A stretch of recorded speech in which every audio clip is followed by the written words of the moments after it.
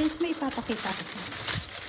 Ito yung struggle ko kapag hindi ko tinatanggal ang plastic cover. Kasi ayoko talaga para hindi magabukan ang ating BP.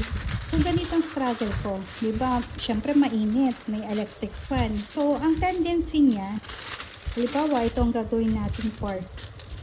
Gaganyan siya. Siyempre, dalawang, alam naman, hawak natin to bago. Parang napaka, talagang lumilipad siya, di ba? Hindi siya, yan, lumilipad na ganyan. So, may naisip akong, ito yung naisip ko. So, cover minder siya. Ano bang ng cover minder? Ang cover minder, meron siyang, ganito, may magnet, and then,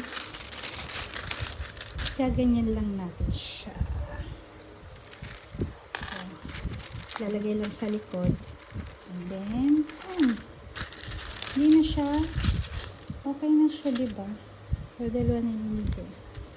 Ito, ipapamigay natin yan. So, dito. So, yan. Kapag diba? Dikit agad. Kita nyo ba?